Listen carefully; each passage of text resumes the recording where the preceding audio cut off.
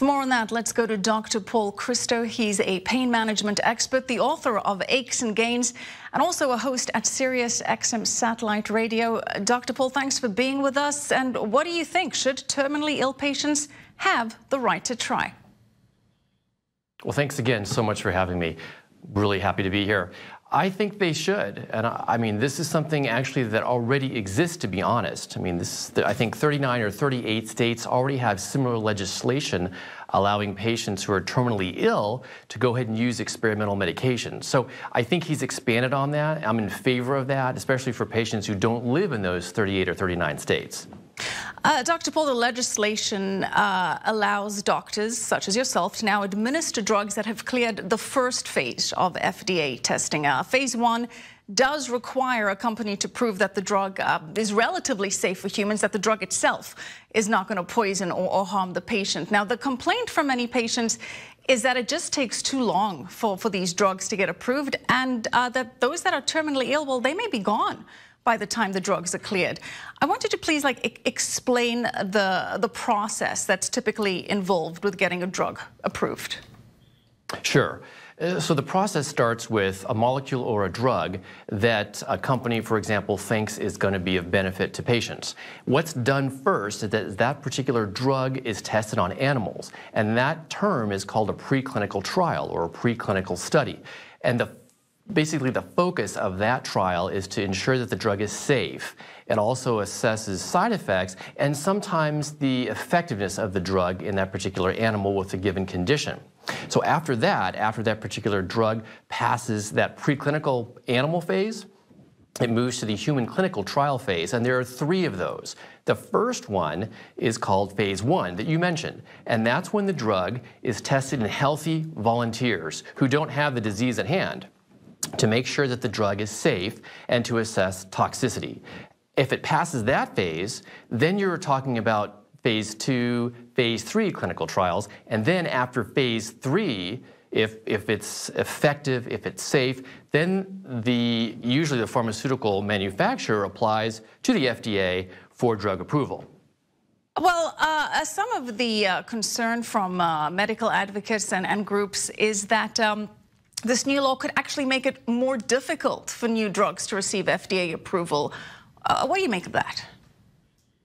Well, I mean, one of the struggles right now is that not all the states have legislation, first of all, but there is, I mean, the other aspect of this is that patients can apply to the FDA directly. So they can apply to the FDA for it's called compassionate care, right. Compassionate use of a medication. And then there's a panel, and the panel sort of assesses the value of that. So it occurs now, but it's not that easy. So I think that, you mentioned earlier something that's true. It takes, a lot of patients are tired of waiting for the process of approval. And it can take, aside from that, it can take 9 years for the FDA to clear a drug, which is a very long time. So I feel like overall, this is a plus for patients.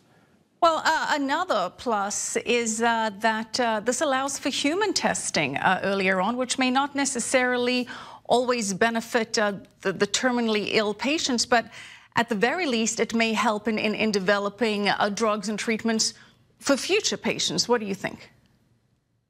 Yes, I think that's true. I mean, first and foremost, I believe that if you can, use medications that have been FDA approved, because the process is rigorous. It's time tested, it's effective. Large numbers of patients go through these trials, phase 2, phase 3 clinical trials, for effectiveness and safety of the medication. So no question, that's the route to go if you can. But we're talking about patients who are terminally ill, patients who have, for example, ALS, Lou Gehrig's disease, or certain muscular dystrophies, who have, or even cancer. So I feel like for those patients, and I am a patient advocate, that it's wonderful to have an opportunity to have access to experimental treatments.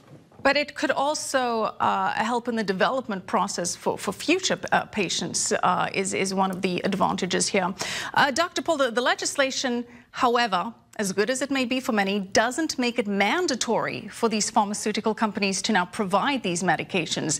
It does protect companies from being sued if they let the patients try the treatment or the drugs before phase 2 approval, which, as we said, that's usually where those side effects are discovered.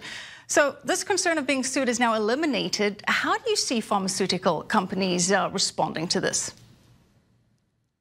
Well, I think the risk of litigation is limited, but not gone altogether, because it still could occur. I mean, that process could occur now, but I think that is an advantage. Again, I think that's an advantage that President Trump advocated on the part of patients, that let's, hey, reduce the risk of litigation against pharmaceutical companies. But I agree, what doesn't exist yet, and I hope he builds upon this, is, well, who's going to help finance the cost of these medications? Because most of these medications, these experimental medications, are quite expensive. So there's no mandate yet that says, okay, the insurance company needs to pay about 50% of this, or all of it. Or, hey, let's get the pharmaceutical company, for example, to provide this for free. Those aren't there. So I see some struggles, though, with this particular right to try experimental medications. Yeah, it's not clear if health insurance companies will have to cover these treatments. Most likely not. But on the upside for the companies, it does help them assess the efficacy of the medication. And whilst this is happening, the argument from those opposed to this legislation is that this could harm the patients. The flip side of that is if you're terminally ill, what do you have to lose, really? But do you think that argument carries water, that this could negatively impact the patients for the duration of time that they may have?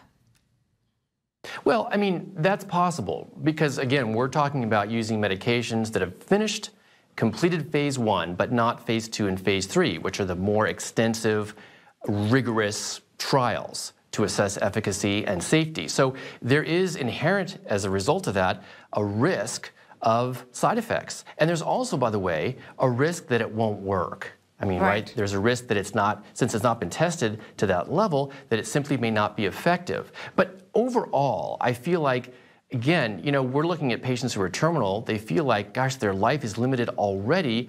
Right. Let's have access to something that's been studied, to a certain extent anyway, to see if it'll be effective. All right, Dr. Paul Christo, appreciate your analysis. Thanks for being on the show. My pleasure. Thank you.